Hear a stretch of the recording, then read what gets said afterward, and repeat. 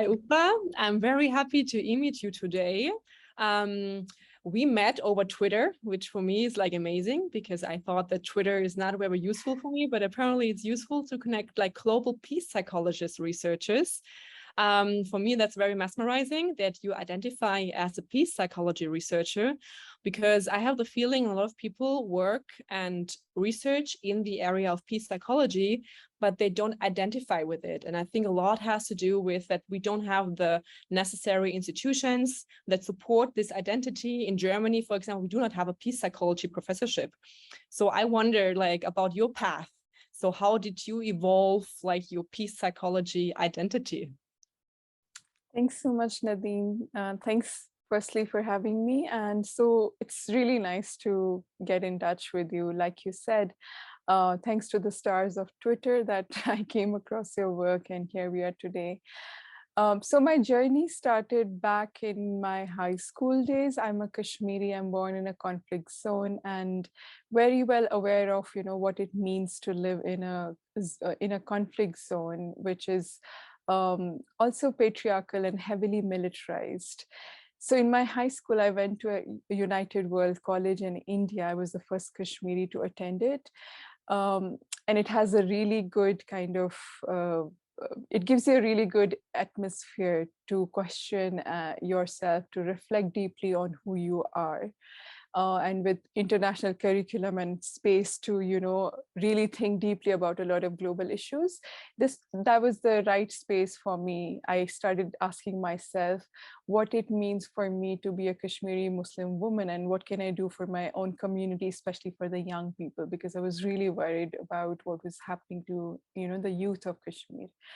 So I took psychology for the first time. I had gone there to study something else. I wanted to be an astronaut, but I ended up taking psychology and started getting trained in peace building, especially in conflict resolution, mediation techniques.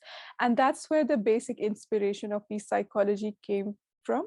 I also noticed during those days, I'm talking some 17 years ago when I was in high school, there were people trying to do mental health psychology work and peace building work in conflict zones, but a lot of it wasn't always contextualized. It wasn't always relevant. And I felt like, that creates a lot of dehumanization that's anyway there in conflict zones, and normalizes a lot of abnormal behaviors. So that was for me very concerning, and I wanted to create something holistic, something culturally relevant and contextualized and decolonized. But even I think at that point I wasn't thinking too much about decolonization, but the other points I was really kind of invested in. So that's how peace psychology came about. I started studying it right from high school. Very funnily, I didn't actually know it was a field because it's still like, it's very difficult even today to find formal curriculum and, as you said, professorship and all of that in peace psychology. Later, when I went to the US, you can actually, US gives you a lot more freedom to experiment in that way. And I got to know APA, American Psychology Association, actually has a subdivision, the Division 48, which is dedicated to peace psychology. So that kind of helped me in a way. But then, even then, I think I had quite a lonely journey. And being back in Kashmir, I've been working in here and South Asia and other places for the past 11 years. Carrying that tag of a peace psychologist has been quite difficult and challenging, to be honest, because where I come from, psychology and mental health as fields are also still very stigmatized. There's a lot of unawareness, and because there is no, there's no career option as such, or jobs as such, or even curriculum as such. So people find it very difficult to understand what you even do. My family almost has no idea of what I do, but I work out of passion, and I wanted to continue doing what I was doing. This is my calling in life. Very inspiring. You said a lot about like contextualization and the lack thereof, like in our discipline, so that research or the work is not really contextualized.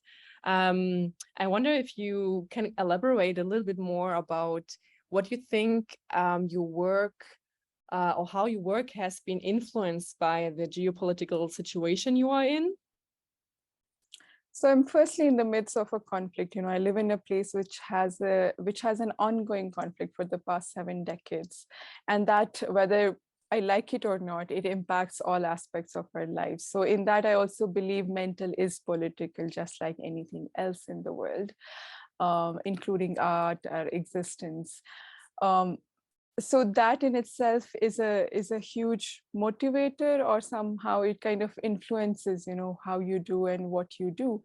For instance, I studied abroad, so in the US you learn different models and you learn different curriculum, but when I came back, I realized I had to put those things away and kind of redesign a lot of things. And that's a constant process in this field, especially if you're living in a conflict zone. You have to continuously keep kind of reassessing, analyzing, redesigning, because the needs can change, the politics around you changes, the dynamics changes. So that's what I meant. And to be honest, when I came from abroad, I think my own mental space was very much colonized. Even like little things that we talk about, like what does self-care really mean? Like for a lot of it's such a buzzword in the field right now, or resilience. But I'm just so tired of these narratives now, because I come from a place of ongoing conflict. So for me to even hear that I need to be resilient is annoying now, because of course there's resilience and it keeps you going, but to overemphasize and romanticize these concepts, it doesn't work. Or the idea of self-care, for instance, where I come from, we have a very interdependent kind of a society. We're a very close-knit community. So for us, the idea of self is very different, and hence the idea of self-care is very different. I feel better when my community is doing well as well. So there is I in we and we in I. So if it's only about me, I don't think it would be healthy in my context. So that's what I mean. The contextualization is so important. I worked in Myanmar, Afghanistan, and other places as well. And even though there are similarities, but there are also differences, and you have to always contextualize the psychological support system that you want to give to people to help them cope with the ramifications of living in conflict zones. Yeah, I think it's very important to understand that mental health per se cannot be differentiated from society or from things going on in society, that they're connected. And I think that's also worldwide like an issue, that we differentiate these things and we very individualize like also mental health issues, and we do not see the broader context of it. And I wonder, like, in what way you think, maybe concretely, like what peace psychology can do to address like global issues. Do you have any idea what going to be the next the next task that peace psychology has to address? So what do you think? How can it help? Mm-hmm. I think peace psychology as a field, even though there are not a lot of people in the field, but I think they're doing amazing things. There's a lot more focus on research though, which is amazing. But I think slowly there should be actually a bit more collaboration, between researchers and practitioners, because that could really inform research and theories. I really find it interesting, the space of academia. So that could really it could really benefit, because for instance, when I started doing this work, I never thought I would sit down one day and write fancy papers and books. I was just responding to the immediate need around me. But yes, if after working here on the ground for a decade now, I have observed some things, learned some things, and have some reflections, and out of those reflections, if they can inform some research and theory and academia, why not? I think that can really help a lot of people out there as well. So I think generally a bit more of collaboration between researchers, practitioners around the world can actually really benefit the field. I know there is now growing recognition of that as well. So I think is phenomenal if that happens. And because there are not a lot of peace psychologists out there, especially people who identify themselves as peace psychologists, I think we really need to come together and do more Yes. things together and collaborate, even if it's for, small events online, offline. Because as I said, I've had such a lonely journey that at some point I, used to ask myself, is it even a thing, or am I just imagining it? So even meeting other peace psychologists today is such a big thing for me. I'm really humbled. Yeah, let's get together more. We will work on that together. And did you just call it like practidemia? Like, Academia. So it's wow, a combination of practice and I like love how it. practice can inform academia. And that's why I think the collaboration potentially between you and me could also be interesting, because you're more into academia and I'm more into practice. I love that. I love A that. professor, actually, when I had shared a paper for review, I got a feedback where somebody, I'm not sure who it was, but somebody had written it in the feedback note. So I also found it quite interesting. Yes, I will. I wrote it down when you said it. Was like, okay, this is gonna be just a phrase. Everybody will understand what I mean without like elaborating on it. Amazing. So we talked a lot about that we feel lonely because no one is identifying as a peace psychologist. So I wonder, if there's something you can recommend, like young students who come across either your institute, like in Kashmir, or mine, like in Germany, that want to get more involved. Like, what would you say? What did you learn from your path to get more involved? What would you recommend? Which steps to take? Absolutely. I think for anybody who is interested in peace psychology, at least for the lack of resources and access and funding and all of that right now, um, has to really acknowledge and accept that it might not be a very easy journey. It's probably going to be a difficult journey.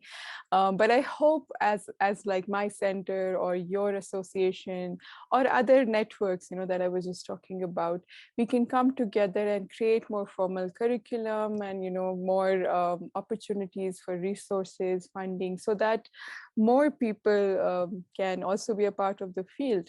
But I think that might take a few years, and I don't know, down the line, we may have more people on board, because I've also realized how, the challenges can really affect you. And my well-being is really affected because, of the challenges, and then surviving on my own, the financial issues, no acknowledgement, because I especially come from the global South. Um, it has definitely affected my well-being. So for anybody to be in the field, I think you have to be a bit more prepared that this will be difficult. And that's something I told myself also from the very beginning, that it's not going to be an easy journey.